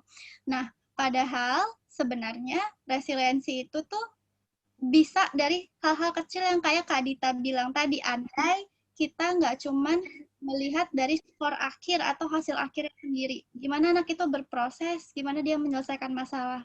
Itu gambaran secara umumnya banget. Yang kedua, kalau aku melihat sendiri adalah kesiapan sepasang laki-laki dan perempuan untuk menjadi orang tua. Itu yang sepertinya masih perlu diimprove lagi kalau di Indonesia. Nikah muda boleh. Kalau mau punya anak, pikir lagi. Misal kayak gitu. Jadi, nikah umur berapa aja mungkin jadi pilihan. Mungkin udah ada aturan juga sebenarnya di beberapa daerah atau di negara nikah itu boleh umur berapa. Tapi persoalan siap menikah sama siap punya anak itu hal yang berbeda loh. Dan itu jadi penting banget. Kalau misalnya kita ngerasa belum siap untuk jadi orang tua, sebisa mungkin tunda dulu untuk punya anak gitu. Atau kalau kita aku siap tapi aku ragu nih pasanganku siap, udah kamu datang untuk konsultasi dulu, misalnya ke konselor pernikahan atau ke psikolog buat benar-benar tahu jadi orang tua tuh gimana, karena kepentingannya tuh akan beda banget nih. Mungkin Kak Dita lebih bisa cerita ya yang realnya gimana ketika jadi orang tua dan ketika cuma jadi pasangan yang sudah menikah, itu mungkin akan beda. Dua itu yang aku highlight. Tantangannya itu yang pertama adalah bagaimana sistem di Indonesia juga membentuk kita melihat hasilnya dan cepatnya yang kita mau cari. Dan yang kedua, gimana kesiapan dari orang tua itu menurut aku masih perlu diimprove sebelum akhirnya mereka memutuskan punya anak. Gitu. Oke, lanjut Kak Dita nih, gimana nih tadi? Kalau dari ini aneh Kak Putri tadi. Iya, mungkin melanjutkan bahwa di Indonesia itu budayanya atau ada mispersepsi ya bahwa resiliensi itu berarti harus selalu kuat kayak gitu. Jadi mungkin tantangannya adalah untuk kita perlu pahami dulu nangis itu nggak apa-apa, takut itu nggak apa-apa gitu. Jadi kayak emosi-emosi negatif itu sebenarnya berfungsi loh. Ada itu karena ada fungsinya gitu. Nah, seringkali mungkin untuk kita ya, apalagi Dewo gitu kan laki-laki. Ya, masa laki-laki nangis gitu. Gak resilient loh gitu. Jadi kayak si resiliensi ini sendiri yang mungkin tidak dilatih karena ada salah persepsi bahwa orang yang resilient adalah orang yang selalu ada masalah hajar gitu, nggak pernah takut, nggak pernah khawatir gitu. Itu tantangannya mungkin bukan cuma buat orang tua, tapi kita yang udah dewasa pun seringkali mungkin salah kaprah gitu, bahwa kuat itu bukan berarti tidak menangis loh gitu. Kemudian mungkin tantangan selanjutnya adalah resiliensi ini mungkin jadi apa ya, bahasan yang setuju sama Putri tadi, kita patokannya masih di akademis gitu. Jadi kayak masalah kesehatan mental ini baik di sekolah ataupun di rumah itu belum jadi fokus gitu. Jadi mungkin ketika memang belum jadi fokus, ketika anak butuh bantuan, istilahnya bantuan-bantuan itu tuh jadi sesuatu yang tabu gitu, atau masalah nggak usah bantuan yang ketika kita punya masalah kemudian bantuan deh, tapi untuk mengempower diri sendiri, mengempower kita, kemampuan kita sebagai orang tua, kemampuan kita sebagai guru, bagaimana caranya meningkatkan kesehatan mental ini juga masih cukup kurang gitu. Makanya sebenarnya dengan platform Sadewa yang memberikan edukasi-edukasi seperti ini, itu tuh sebenarnya bisa menjawab tantangan tadi sih, bahwa ini bisa dikemas secara lebih sederhana penyampaiannya, baik bisa untuk guru, orang tua, ataupun untuk diri kita sendiri juga bermanfaat gitu. Oke, baik. Nah, berarti nih, ya aku juga setuju, mungkin kalau misalnya kita lagi ngomongin kesehatan mental pun juga sama nih ya, term kesehatan mental pun juga akhir-akhir ini ya baru mencuat kembali setelah emang adanya pandemi ini, kayak gitu kan, yang dimana mungkin apakah emang harus selalu ketika kita apa ya, jatuh dulu baru tahu kalau oh jatuh itu sakit gitu, ayo bangkit kayak gitu. Jadi kayak apakah mungkin seperti itu gitu. Jadi memang itu masih menjadi tantangan kita sendiri gitu ya, kayak gitu. Nah, mungkin terkait ini ya, kayak di resiliensi terhadap anak ini gitu ya, kira-kira mampu gak sih gitu, menurut Kak Dita dan Kak Putri gitu, si anak ini gitu, secara apa ya, secara alaminya dia gitu, secara alaminya dia gitu, untuk memilah hal yang baik dan buruk untuk membentuk resiliensinya mereka gitu loh. Kira-kira bisa gak sih gitu? Entah, kita lagi mungkin konteks yang lagi kita bahas ya adalah anak-anak yang masih kecil lah gitu, bukan misalnya anak SMP SMA gitu ya, seperti itu gitu. Bisa gak sih maksudnya dengan sense, dengan naluri alaminya dia gitu untuk memilah kayak gitu dan untuk membentuk resiliensi, dan orang tuanya juga ya dari situ bisa apa ya, ibarat dia udah punya modal gitu dan dia tinggal nge-completein itu gitu supaya resiliensi dia tuh kuat dan utuh kayak gitu. Gimana menurut Kak Dita dan Kak Putri? Dari siapa nih? Kak Dita, boleh? Oke. Nanti mungkin tambahin ya, Put. Iya. Kalau menurutku setiap orang itu kan dibekali dibekali potensi untuk bisa menyelamatkan dirinya ya, istilahnya kayak punya refleks untuk dia mau fight atau mau flight gitu istilahnya. Nah, mungkin sebenarnya itu sudah potensi untuk anak. Namun mungkin di resiliensi ini adalah kan tadi bounce back ya, kayak punyanya Putri ya, bounce back gitu. Tidak hanya bertahan, tapi juga dia bisa menghadapi masalahnya dengan lebih baik lagi. Nah, itu yang ketika dia menghadapi masalah tidak hanya bertahan, tapi kemudian dia tahu sumber daya apa yang bisa aku pakai untuk bisa bounce back, untuk bisa lagi gitu, keluar dari masalah dengan kondisiku yang lebih baik lagi. Mungkin itu yang bimbingannya di situ, yang perlu diberikan oleh orang-orang yang sudah lebih dewasa. Seperti itu sih. Mungkin Putri menambahkan, Put. Oke. Tadi kalau dibilang naluri, manusia itu lahir dengan naluri untuk survive. Itu yang sama di antara kita semua. Tapi untuk membedakan baik buruk itu adalah proses belajar. Jadi itu dua hal yang berbeda nih, Dewo. Jadi kalau ngomongin survive, apapun yang dilakukan untuk mempertahankan kehidupan kan ya, kita punya naluri itu nih. Lari, pukul, atau gimana itu sama semua. Nggak diajarin pun, mungkin ada respon refleks untuk kita bertahan. Tapi soal baik dan buruk itu butuh belajar. Butuh belajar artinya dia butuh sumber belajarnya, dan pada masa ini, yang pada masa anak dan remaja, sumber belajar terdekat itu adalah orang tua. Satu PR pertama dari orang tua kepada anak sejak kecil adalah, tadi ngulang lagi, itu rasa aman. Jadi, dari lahir, orang tua itu perlu buat meyakinkan si bayi nih, yang nggak bisa ditanya, kamu ngerasa aman nggak sih? Itu nggak bisa ditanya ya, bayi. Tapi kita bisa lihat dari gimana dia senyum, gimana dia ketawa, gimana dia nyaman, dipeluk. Ingat nggak dulu, kalau orang tua merasa, aku nggak bisa nih berkata-kata buat dukung anakku, semangat, nggak bisa. Orang tua di Indonesia kan agak jarang ya ngomong, ih kamu keren, atau ih kamu baik, itu mungkin masih jarang.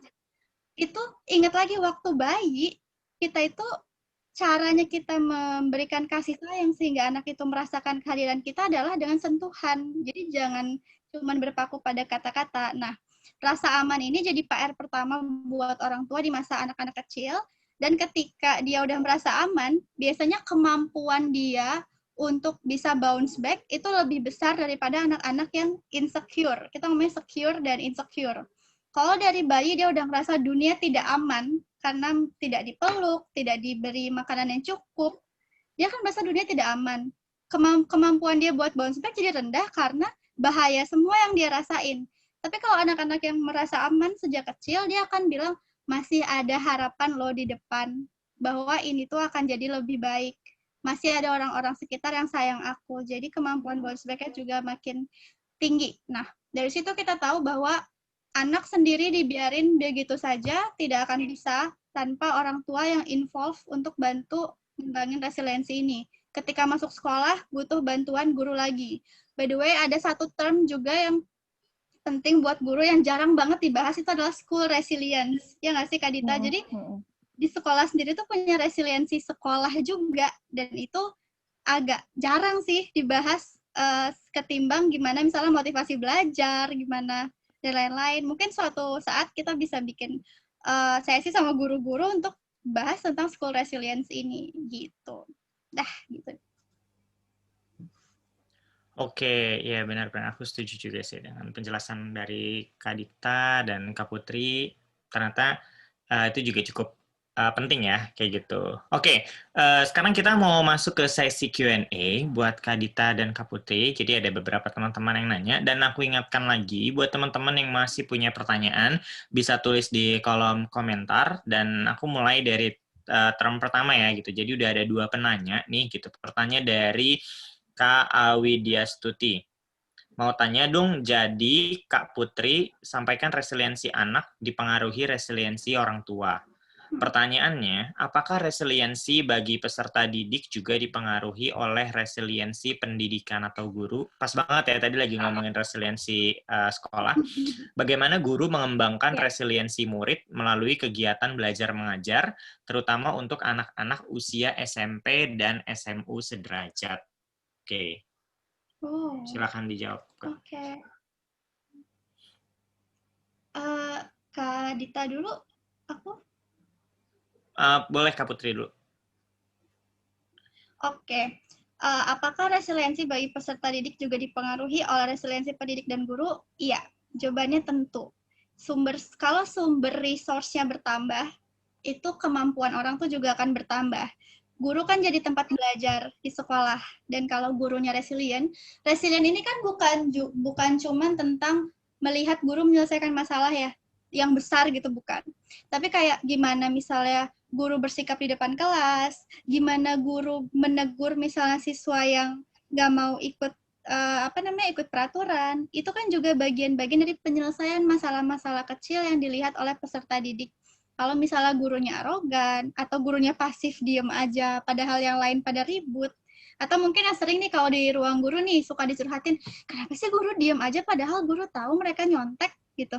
Itu juga jadi pertimbangan loh buat siswa, jadi yang benar yang mana nih gitu misalnya. Jadi dipengaruhi. Kalau ditanya bagaimana guru mengembangkan resiliensi, buat aku ini lebih bisa dijawab sama Kak Dita, karena Kak Dita yang tahu kuat guru. Yang ada di kepala aku adalah, pertama pasti jadi contoh dulu lah.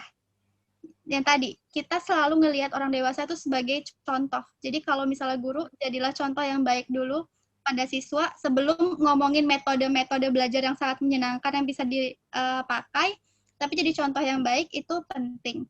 Yang kedua, karena spesifik nanya SMP sama SMA, itu kan tentang identitas diri ya. Menurut aku, ada ruang di mana anak-anak itu bisa explore apa yang dia pikirin, apa yang dia rasain, apa yang dia harapkan, yang diberikan oleh guru itu jadi satu media yang juga bisa bantu anak-anak ini untuk kenal dirinya. Kalau dia udah kenal dirinya, dia tahu dia masterinya di mana gitu. Dan emotional reactivity-nya, relatedness-nya juga dia bisa explore di situ. Jadi ruang-ruang belajar ini kayak pelajaran matematika nggak sesempur kayak gimana tadi rasanya belajar ini, susah nggak, takut nggak, itu kan sesuatu hal yang penting juga untuk kita melihat kemampuan kita dari hal-hal yang sifatnya emosional seperti itu. Itu dari aku. Silakan Kak Dita. Oke, jadi tadi udah terjawab ya bahwa resiliensi peserta didik juga sangat dipengaruhi oleh resiliensi pendidik atau guru. Dan benar tadi setuju dengan kata Putri bahwa anak itu bisa melihat atau belajar resiliensi itu dari ketika guru menyelesaikan masalah sehari-hari atau ketika guru itu berespon terhadap masalah yang dimiliki oleh anak. Kemudian bagaimana guru mengembangkan resiliensi murid melalui kegiatan belajar mengajar ya. Nah, tadi mungkin sampai kita dewasa pun kita kan ingin dipercaya ya. Tadi kata Putri ada yang percaya gitu. Nah, kita kan ingin dipercaya. Mungkin dari kegiatan belajar mengajar, apalagi untuk yang SMP dan SMU, kita perlu membuat anak tahu bahwa guru percaya anak mampu menyelesaikan masalahnya. Dan guru juga perlu melihat kebutuhan, tidak hanya dilepaskan ya, tahu anak mampu itu tidak hanya dilepaskan, tapi melihat sejauh mana sebenarnya anak mampu. Ketika memang kita melihat anak ini punya kebutuhan, anak ini perlu dibimbing, kita perlu berikan bimbingan yang sesuai untuk anak. Misalnya apa sih bimbingan yang sesuai? Misalnya anak terlihat kesulitan, kita bisa tanya, kamu sulit di mana? Misalnya kayak gitu. Terus kita beri kesempatan anak untuk explore kira-kira pemecahan masalahnya seperti apa. Atau kita berikan kesempatan dengan anak belajar dari temannya. Karena untuk usia remaja itu kan biasanya informasi sosial dari teman itu sangat sangat efek gitu. Maksudnya sangat berefek untuk anak. Jadi mungkin kita bisa berikan bantuan ke anak itu justru melalui temannya seperti itu. Nah, kemudian perlu juga untuk kita tahu di level mana kemampuan anak, karena jangan sampai tugas-tugas yang kita berikan itu terlalu sulit sehingga anak frustasi dan tanpa ada bimbingan, atau terlalu mudah sehingga anak tidak memiliki tantangan gitu. Jadi kegiatan belajar mengajarnya juga isi atau konten pembelajarannya juga perlu kita sesuaikan dengan kebutuhan dari anak itu sendiri. Seperti itu sih. Oh ya, sama mungkin yang terakhir adalah karena anak itu apalagi di kondisi pandemi gitu ya, mungkin BDR seperti ini, tatap muka itu jadi sangat sulit dilakukan. Anak itu perlu tetap tahu bahwa guru selalu ada untuk dia. Jadi walaupun mungkin anak belajar di rumah, anak belajar sama orang tuanya, anak itu perlu untuk tahu bahwa aku tetap ada guru yang selalu ada untuk aku, seperti itu sih. Oke. Jadi ini tadi juga dijelaskan ya oleh Kak Putri dan Kak Dita bahwa emang agak sedikit berbeda ya untuk tadi peran guru juga terhadap resiliensi anak, karena di sini konteksnya juga SMP dan SMA ya seperti itu gitu, karena fase mereka pun juga sudah a little step higher gitu ya. Jadi mereka sudah di fase mencari identitas gitu kan, juga membutuhkan trust gitu ya tadi seperti itu untuk dipercaya, dan lainnya juga mungkin itu juga yang harus disesuaikan. Benar juga, setuju gitu, ketika si anak itu memiliki terlalu bebannya berat gitu kan, mungkin juga akan mempengaruhi kondisi anak tersebut gitu. Oke, baik. Ada satu pertanyaan lagi dari Kak Rehan. Di sini karena belum punya anak, sama saya juga, mungkin akan lebih bahas resiliensi secara umum. Ada satu term yang cukup sering disebut, yaitu yuk bisa yuk. Gitu. Nah, apakah itu justru sebaliknya sebaiknya dihindari karena justru emosi sesungguhnya malah tertutupi? Seperti itu. Oh, cukup menarik nih ya. Karena ya, benar gak sih gitu? Coba nih aku mau langsung tanya nih ya ke Kak Dita, langsung lanjut ke Kak Putri. Oke. Yuk bisa yuk. Oke, ini menarik juga. Kalau saya gitu ketika kemarin lagi pusing-pusingnya ngerjain tesis plus magang plus semua-semuanya gitu dalam waktu yang bersamaan, kemudian dibilangin yuk bisa yuk, rasanya pengen yuk bisa yuk apaan gitu ya. Pada saat itu loh, pada saat itu pengen kayak yuk bisa yuk apaan sih gitu. Kondisinya tuh lagi gini. Jadi mungkin itu nggak harus dihindari juga sih. Ada momen-momen yang tepat ketika kita bisa ngomong ke temen yuk bisa yuk gitu. Karena saya juga ngerasa butuh didorong untuk butuh perkuat bahwa saya bisa loh gitu. Tapi mungkin tahap pertama kita lihat dulu ya kondisi temannya seperti apa. Tahap pertama ketika saya merasa sangat down adalah diterima. Oke, apa sih yang lagi dirasain, apa sih? Takut ya, nggak bisa selesai semester ini ya, misalnya kayak gitu. Kemudian ketika saya sudah paham, iya benar takut nggak bisa selesai semester ini. Emang apa sih kira-kira yang ada di pikiran kamu ketika kamu ngerasa takut gitu? Jadi kayak diterima dulu emosi takutnya. Kemudian tadi mungkin yang tadi kata Putri ya, ditenangkan gitu kan, ditenangkan bisa dengan banyak cara sesuai dengan masing-masing orang. Kemudian mungkin mulai pikir gitu, apa sih sebenarnya yang bikin takut? Emang beneran nggak bisa selesai semester ini atau sebenarnya bisa? Mungkin ketika sudah di tahap tenang, sudah di tahap bisa mikir, itu yuk bisa yuk tuh justru jadi pendorong banget sih gitu. Jadi ketika aku udah ngerasa oke, aku harus ini, terus didorong sama yuk bisa yuk, itu mendorong aku banget sih gitu. Baik. Oke, kalau Kak Putri gimana Kak Putri? Oke, aku setuju sih sebenarnya sama yang Kak Dita bilang. Itu bukan dihindari atau ditiadakan, tapi itu tetap kita butuhkan pada waktunya. Jadi di awal-awal kita pun bilang sama diri kita atau bilang sama teman kita, kamu ngerasa apa? Buat kita bisa validasi dulu emosi kita apa. Terus, oke sakit ya, oke sedih ya, oke kecewa ya. Dan bilang juga it's okay untuk ngerasa itu pada event itu gitu. Jadi lebih spesifik ngomongnya, misalnya aku paham sih itu sedih ya kalau misalnya tadi dosennya marah atau tadi misalnya gurunya marah itu bikin sedih ya, kayak gitu. Jadi kenapa event spesifiknya penting buat kita sebut supaya dia ingat lagi kalau rasa ini tuh terikatnya sama event itu.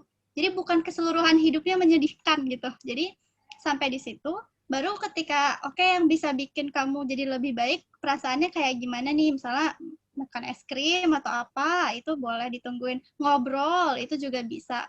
Pas udah gimana, udah lebih tenang belum? Terus ya udah, itu baru waktunya kita bilang tentang yuk bisa yuk itu. Yuk bisa yuk kita lanjutin lagi langkahnya. Yang kemarin emang berhenti, emang sedih, emang susah, sekarang kita lanjut lagi. Gitu. Jadi itu tetap sangat-sangat berguna, karena itu tuh bagian dari optimisme sebenarnya. Yang tadi yang awal, sense of mastery. Kita memang selalu perlu untuk merasa bisa. Iya, benar. Aku setuju banget kalau misalnya kata-kata ini ditaruh pada tempat yang benar. Betul ya? Ketika kita lagi hektik nih, emosi lagi setinggi-tinggi gunung, tiba-tiba dibilang sama teman, yuk bisa apa? Bisa tipes kayak gitu. Jadi kayak itu tuh sesuatu yang emang damn, itu tempatnya nggak benar gitu, itu tempatnya nggak. Tapi ketika kita tahu gitu, kayak kita berusaha untuk mengetahui perasaan teman kita. Oke, kita empati kalau oh lagi susah ya, yaudah oke gini, tenang semua bisa, everything is gonna be alright. Baru yuk bisa yuk, gitu ya. Jadi mungkin emang tepat tempatnya dulu gitu ya. Kalau misalnya dari awal langsung nembak membabi buta kayak gitu, wah kayak itu niatnya baik malah jadi meledak ya emosi orang seperti itu ya. Oke. Lanjut, ada pertanyaan lagi dari Kak Putu Rarasati. Hai Kak, aku mau tanya satu, apa yang membedakan antara resiliensi pada anak dan resiliensi pada orang dewasa? Apakah cara membangunnya juga beda, Kak, antara resiliensi anak dengan resiliensi orang dewasa? Yang kedua, apakah anak yang resilient sudah pasti akan menjadi dewasa yang resilient? Apakah yang akan menentukan seseorang anak akan terus tumbuh jadi dewasa yang resilient? Seperti itu. Mau dari siapa dulu? Kak Dita atau Kak Putri? Putri dulu aja, susah Put. Oke. Ini unik, ini tuh sebenarnya yang pertanyaan nomor 1 itu bisa jadi riset-riset terkini itu lagi coba untuk melihat, kita nggak bisa loh nyamain resiliensi anak sama resiliensi orang dewasa. Kenapa? Karena resiliensi itu sangat tergantung pada kemampuan orang di tahap perkembangan tertentu. Contoh, anak yang enggak nyerah buka tutup botol, itu udah disebut resilient, ciri-ciri anak resilient. Tapi ketika orang dewasa nggak nyerah buat buka tutup botol, jadi ya itu udah biasa gitu. Jadi kalau ini lebih ke cara pandangnya, bahwa pandanglah resiliensi tergantung usianya. Karena bisa jadi beban emosinya, misalnya beban suatu masalahnya sama, bisa jadi ketika yang ini bisa dia udah cukup resilient, tapi orang dewasa jadi nggak terlalu itu. Cuman cara pandangnya aja. Apakah cara membangunnya juga berbeda? Sebenarnya cara itu pasti beda karena tiap usia belajar dengan cara yang berbeda gitu. Jadi kalau anak seperti tadi kita bahas tentang bermain, kita bahas tentang meniru gitu ya. Kalau orang dewasa mungkin ikut webinar ini juga salah satu belajarnya, tapi kalau anak PI nggak mungkin ikut webinar ini juga, misal gitu. Jadi caranya itu beda-beda tergantung kemampuan dia menangkap sebuah pelajaran atau makna dari sebuah pengalaman gitu. Tapi ada satu yang sama di antara semuanya, caranya adalah menambah pengalaman. Jadi hampir semua peneliti atau tokoh itu percaya bahwa resiliensi terbentuk dari pengalaman seseorang. Jadi orang yang diam-diam baik gitu ya, nggak mencari pengalaman tertentu, kemungkinan dia untuk resilient itu akan lebih rendah juga. Kayak gitu. Jadi makin banyak pengalaman itu makin bagus. Terus buat yang kedua, apakah anak yang resilient sudah pasti akan menjadi dewasa yang resilient? Hidup ini tidak pasti, jadi aku jawab belum tentu. Jadi tapi kemungkinannya besar gitu. Jadi kalau misalnya sejak kecil dia udah punya modal, otomatis makin besar dia pasti bisa pakai modal-modal itu, walaupun kita nggak tahu ya apa yang tantangan di depan itu seperti apa besarnya gitu. Tapi kemungkinan iya. Terus apa yang akan menentukan seseorang anak akan terus tumbuh jadi dewasa yang resilient? Yang tadi 3 itu, gimana dia bisa merasa mampu, gimana dia bisa berelasi dan percaya dengan lingkungan sekitarnya, dan gimana dia bisa mengelola emosinya. Itu yang menentukan gitu. Apabila salah satunya tutup, dalam artian ada satu kondisi di mana dia dimasukkan ke dalam lingkungan yang semuanya nggak bisa dipercaya, kan jadinya sense of relatedness-nya mati ya. Maksudnya bukan mati sih, maksudnya menurun ya. Nah, jadi kemungkinan resiliensi yang menurun tuh akan bisa. Jadi menjaga 3 hal tadi itu bisa jadi modal untuk terus tumbuh menjadi orang dewasa yang resilient. Lalu yang membedakan juga adalah anak itu bisa resilient ketika dia bisa dibantu memaknai pengalaman. Tadi dapat nilai segini ya, misal kita ngomongin nilai deh. Salahnya yang mana? Apa yang bisa kita lakuin untuk bisa menyelesaikan salah ini supaya nggak keulang, itu dia butuh dibantu. Tapi makin dewasa, proses mencari makna itu bisa kita lakukan sendirian. Nah, artinya anak itu kalau dari awal nggak punya modal, dilatih buat mencari makna gitu ya dari kegagalan dan jatuhnya dia, pada saat dia dewasa dia jadi susah nih untuk menemukan itu. Nah, itu juga jadi salah satu modal gimana caranya anak bisa tetap menjadi orang dewasa yang resilient. Gitu dari aku. Silakan Kak Dita. Mungkin udah cukup menjawab tadi Putri, jadi aku nambahin dikit-dikit kali ya.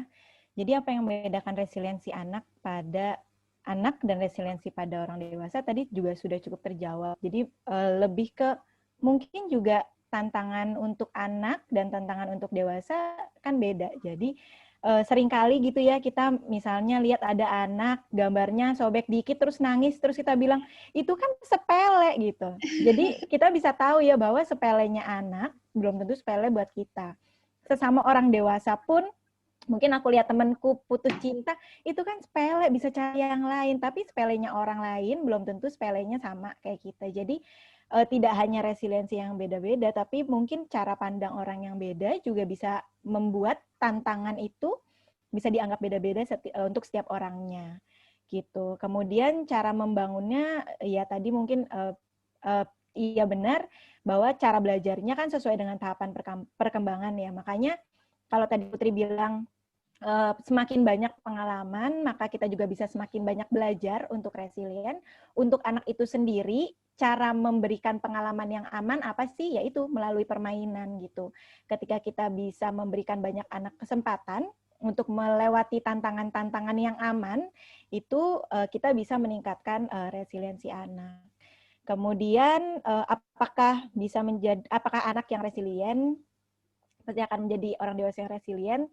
Setuju juga sama Putri bahwa sepanjang kita hidup, nggak cuma waktu kecil, remaja atau dewasa, tapi sepanjang kita hidup, mungkin besok kita hidup juga pasti faktor yang mempengaruhi kesehatan mental kita, kesehatan fisik kita itu beda-beda. Jadi ketika anak kecilnya resilient, kemudian menuju besarnya ternyata dia mengalami traumatis gitu ya, suatu hal yang besar ya bisa berubah juga seperti itu. Kemudian yang akan menentukan seorang anak, yaitu tadi setuju banget bahwa refleksi terhadap suatu kejadian dimulai dengan penerimaan kali ya. Penerimaan itu kan juga bentuk reflektif ya, bahwa apa sih yang sedang aku rasain, kemudian apa sih yang bikin aku ngerasain kayak gitu, itu kan bentuknya reflektif. Dan ketika kita bisa berefleksi, ketika kita terbiasa untuk berefleksi dan memahami atau memaknai apa yang kita rasakan, itu akan jadi modal kita untuk kedepannya gitu. Oke, baik. Ya udah dijawab ya sama Kak Dita dan Kak Putri. Itu tuh sama aja, berarti kayak ini nggak tahu sih, mungkin kayak konteksnya kayak belum tentu anak yang dari kecil dia mengakui dia introvert, ketika gede akan seterusnya introvert gitu tuh akan bergeser ya seperti itu. Jadi sama resiliensi walaupun kecilnya itu ya, karena ya aku setuju hidup itu berjalan dan berputar terus ya kayak seperti itu. Oke, ini mungkin pertanyaan terakhir dan mungkin bisa dijawab dengan singkat dari Kak Dita dan Kak Putri. Materi dari Kak Alberta Christina, materi resiliensi ini menarik banget. Aku mau tanya Kak, bagian emotional reactivity yang bagian rasakan. Kadang kalau lagi berlarut dalam emosi tuh bingung sampai kapan sih kita boleh ngerasain emosi tersebut biar nggak meluap-meluap. Jadi kayak takutnya kalau diladenin terus malah ya makin menjadi-jadi emosinya seperti itu. Sampai di mana sih gitu? Mungkin dari Kak Putri dulu. Oke. Kita juga harus sadar bahwa kita tuh punya tempat penampungan emosi tertentu ya. Kayak gelas misalnya. Kalau gelas itu udah penuh, dia akan meluap. Pesan aku adalah supaya dia tidak meluap-luap, jangan ditumpuk. Biasanya kalau kita nggak numpuk emosi itu nggak akan besar sih sebenarnya. Jadi datang keluarin gitu. Sedih, nangis, sedih, nulis, sedih, apa keluarin dulu. Sedikit-sedikit itu dikeluarin dulu.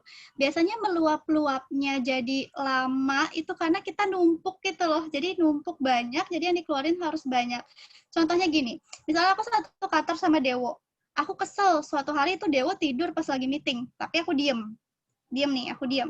Terus besokannya tidur lagi, aku diem. Terus besoknya tidur lagi. Nah, di yang ketiga kali aku lihat Dewo tidur, marahku adalah akumulasi hari 1, hari 2, dan hari 3. Padahal yang dilakuin sama Dewo itu sebenarnya hal yang sama. Luapan itu akan beda ketika hari 1 aku keluarin, hari 2 aku keluarin, dan hari 3 aku keluarin. Jadi pesanku adalah itu. Dan kalau suatu waktu kamu merasa bahwa itu butuh diluapkan dalam jangka waktu tertentu, nggak apa-apa kasih diri kamu waktu. Tapi boleh kasih batas. Cuman batasnya bukan batas yang strict gitu. Misalnya, kamu boleh sedih 2 hari ini, gitu. Kamu itu sebenarnya bikin kesepakatan sama diri kamu, pakai sebaik-baiknya 2 hari ini untuk bersedih, nangis, dan merasakan emosi itu sendiri. Tapi kalau butuh lebih, coba dipanjangin sedikit. Caranya untuk ngetes adalah, apakah emosi itu sudah benar-benar mengganggu keseharian atau peran sehari-hari kamu. Kalau memang luapan itu masih belum mengganggu, berarti itu masih wajar kamu keluarin. Tapi kalau udah mengganggu, cari channel yang lain untuk ngeluarin itu. Udah coba cari channel yang lain, nggak bisa, mungkin waktunya untuk cari bantuan tambahan. Dan itu biasa kok. Maksudnya, kita nggak bisa selesaiin masalah kita sendiri, itu sebenarnya hal yang biasa. Bukan berarti kita nggak berusaha, tapi mencari bantuan itu adalah usahanya, gitu. Jadi, di situ sih yang aku mau bilang bahwa butuh waktu, sepakati waktunya, jangan ditumpuk-tumpuk, dan kalau butuh perpanjang, kalau butuh pertolongan, cari pertolongan tambahan, gitu. Oke, baik. Gimana Kak Dita? Oke, jadi kalau dari aku, menurutku perlu dipahami juga bahwa semua emosi itu penting. Emosi sedih, takut, itu penting gitu. Jadi, ketika emang kita merasakan emosi itu, ya memang disadari dulu bahwa seringkali gini, sebenarnya kita sedih tapi jatuhnya marah. Nah, kayak misalnya, atau aku deh, anakku nggak mau makan, sebenarnya kan khawatir, tapi yang keluar marah. Nah, mungkin kita perlu sadari dulu, sebenarnya tepat nggak sih label emosi yang kita kasih ke diri kita, seperti itu. Nah, kalau kita sudah benar-benar sadar emosinya itu sebenarnya apa, tadi mungkin sepakat ya sama yang Putri bilang, bahwa ketika memang emosinya kemudian jadi mengganggu diri kita atau bahkan orang lain, berarti cara kita mengekspresikan atau cara kita merespon emosi itu ada yang salah gitu. Nah, mungkin bisa dilihat juga dari pengalaman-pengalaman kamu yang dulu, bahwa ketika kamu dulu misalnya merasakan emosi itu, apa sih yang dulu kamu lakukan? Kemudian yang dulu kamu lakukan tuh cukup efektif nggak sih untuk menanggulangi emosi itu gitu. Jadi mungkin bisa lihat juga dari pengalaman-pengalaman kamu yang dulu. Kemudian dari solving problem kamu yang dulu, misalnya kayak dulu waktu aku ngerasain kayak gini, aku ngerasa better tuh ketika ngapain ya gitu. Oh, dari aku. Jadi supaya tidak merasa bersalah gitu, sudah merasakan emosi-emosi negatif, bisa dilihat dari emosi apa yang sebenarnya dirasain, kemudian tidak melabel emosi ada yang buruk dan ada yang baik. Kemudian itu tadi melihat pengalaman yang sebelumnya. Oke, berarti emang jangan sampai ditumpuk ya gitu. Kalau bisa emotional release-nya mungkin dibuat treatment beda-beda ya. Mungkin kayak me time atau mungkin ya tadi kalau perlu nangis ya nangis gitu. Supaya emang jangan sampai meledak nanti ngalahin bom atom gitu ya. Terus serem itu gitu emosinya ya kayak gitu. Oke teman-teman, ternyata tanpa terasa kita udah melewati 1 jam webinar dengan tema resiliensi anak kali ini. Bersama 2 pembicara kita dengan Kak Putri dan Kak Dita. Cukup ini ya, menarik untuk bahas walaupun belum punya anak ya, tapi cukup untuk bisa jadi modal nih kayak nanti kalau misalnya penting banget resiliensi anak itu dibangun sejak dini ya, terlepas dari pandemi atau tidak pandemi ya gitu. Mungkin karena emang kita lagi kondisi pandemi seperti ini, jadi itu sebagai reminder kita juga gitu bahwa kelas atau sistem pendidikan secara daring ini juga mungkin kan memiliki masalah plus minus, ada murid jenuh atau gimana gitu kan. Di mana resiliensi ini penting untuk mengatasi hal tersebut dan menguatkan anak untuk menghadapi masa yang harus mereka lalui gitu ya. Maksudnya lagi tanggung jawab mereka untuk belajar gitu, walaupun di masa pandemi seperti ini. Nah, izinkan saya untuk menyampaikan kesimpulan dari webinar kali ini dari dua pembicara kita, yaitu Kak Putri dan Kak Dita. Perubahan yang dialami oleh orang dewasa juga dialami oleh anak-anak. Hanya saja topiknya yang berbeda. Banyak hal baru yang dialami oleh anak-anak. Ketika tidak ada kesiapan mengalami perubahan, maka hal tersebut menjadi hal negatif. Resiliensi menjadi hal yang penting karena membuat individu memungkinkan mereka untuk dapat ketika tidak ada kesempatan, maka resiliensi menjadi hal yang penting karena membuat individu memungkinkan mereka untuk dapat menghadapi situasi yang merugikan atau tidak menyenangkan. Cara membangun resiliensi, tahu apa yang kita bisa, menjalin interaksi dengan lingkungan sekitar, dan memahami emosi. Peran orang tua atau orang dewasa sangat penting dalam membangun resiliensi anak, karena nggak cuma resiliensi anak ya, tapi ada juga resiliensi keluarga atau resiliensi sekolah.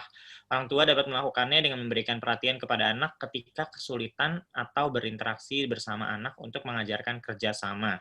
Dalam rangka membangun resiliensi anak, pada prinsipnya perlu adanya resiliensi individu dalam keluarga, yaitu akumulasi dari peran-peran setiap individu dalam keluarga. Perlu adanya hubungan relasional yang selaras dari tiap individu dalam keluarga, misalnya ayah dan ibu dalam membangun resiliensi untuk anak.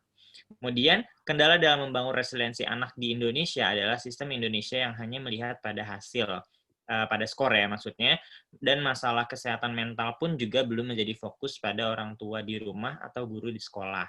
Kemudian kesiapan menjadi orang tua pun belum matang, mungkin siap menikah, tapi belum siap menjadi orang tua, seperti itu. Adanya mispersepsi resiliensi di Indonesia. PR untuk orang tua untuk membangun resiliensi adalah memberikan rasa aman sejak anak masih kecil. Sejalan dengan hal tersebut, membangun resiliensi peserta didik di sekolah juga perlu memberikan kepercayaan kepada anak didik dan memperhatikan kebutuhan peserta didiknya. Itu dia kesimpulan yang saya dapatkan, saya bisa rangkum untuk webinar sesi kali ini. Dan sekali lagi kami mengucapkan terima kasih kepada dua pembicara kita, Kak Putri dan Kak Dita, atas waktunya. Senang sekali bisa berdiskusi tentang topik yang cukup menarik gitu ya, tentang anak. Mungkin emang tentang anak tuh kayak kalau kita bahas topik anak tuh nggak ada habisnya gitu ya, baik tentang pembelajarannya gitu. Mungkin yang ada habisnya kalau misalnya kita bahas bandelnya mungkin ya, kayak mungkin itu kayak udah please, udah seperti itu. Oke, demikian. Nah, teman-teman juga diingatkan untuk mengisi link evaluasi kegiatan ya gitu di bit.ly/Sadewa Resiliensi untuk membangun evaluasi dan feedback untuk kegiatan Sadewa yang lebih baik ke depannya. Seperti itu.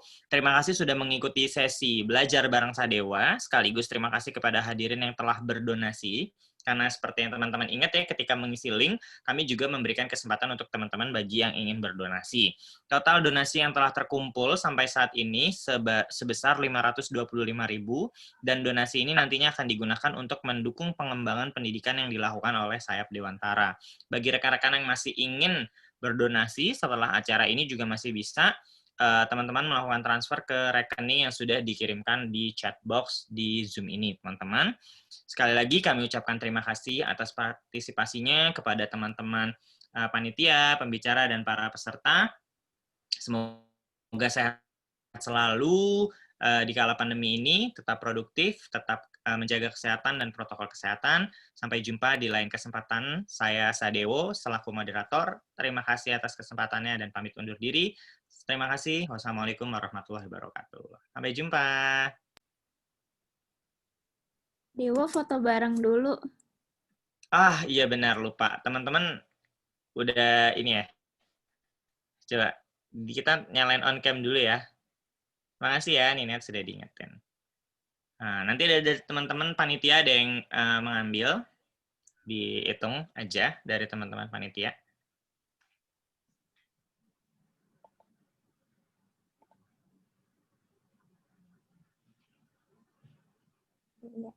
Ada lagi yang masih mau buka kameranya? Kita tunggu. Oke, aku foto ya. Silakan tampilkan senyum terbaiknya teman-teman semua. Oke, siap. 1, 2, 3. Oke, sekali lagi. 1, 2, 3.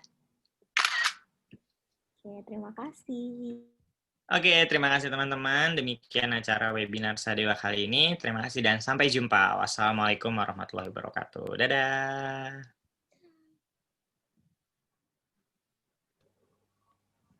Terima kasih ya semuanya. Terima kasih, Kak. Terima kasih Kak Putri. Terima kasih Kak Dina. Kak Dita, iya. Oke, Nah, aku tutup ya. Iya. Iya. Dadah. Makasih Kak Raihan.